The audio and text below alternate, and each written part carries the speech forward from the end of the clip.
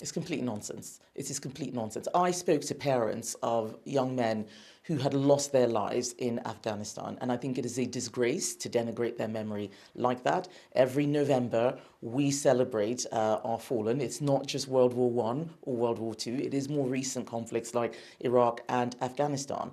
And I think that there is too much careless talk from President Trump. He clearly doesn't know the history of what happened. I'm somebody who believes in NATO. It is a force for good in the world. We need a strong NATO. We mustn't have these sorts of throwaway remarks that actually weaken the strong relationship between those countries in the alliance.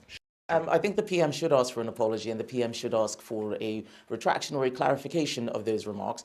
Something similar happened when J.D. Vance made comments like that. I remember sending a message, because he's someone who I do know, just saying, I don't think people understood what you said. Would you like to say it again? And he did so. So that would be welcome.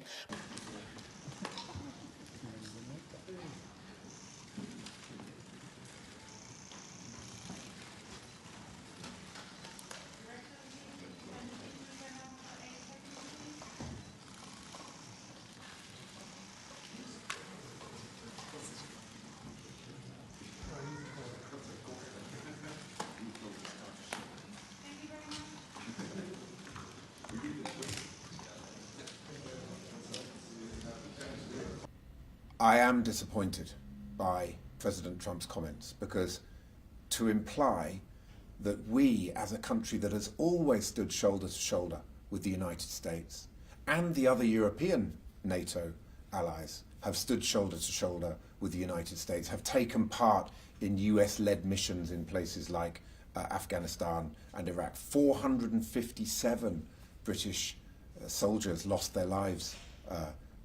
That is that is the reality. We always stand shoulder to shoulder with our NATO allies.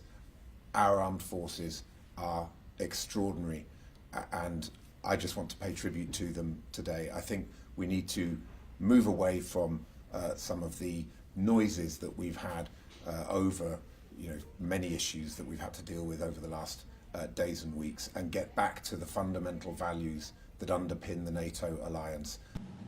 And that's the way it is. That can be more simple. It's just the way it is. I hope we don't have to do it. This is important. You did a great job. It's a really great job. We've been very successful.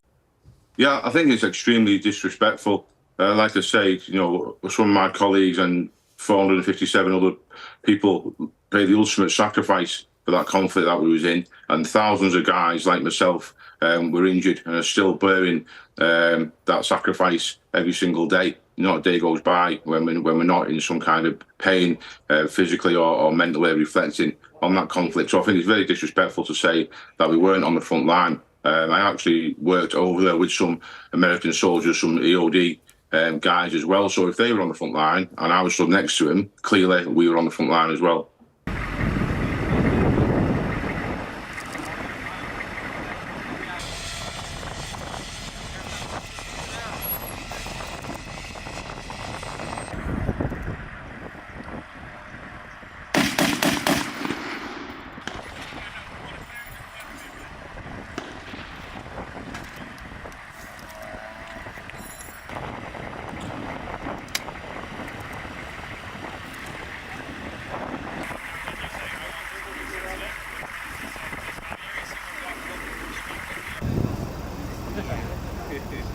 Yeah.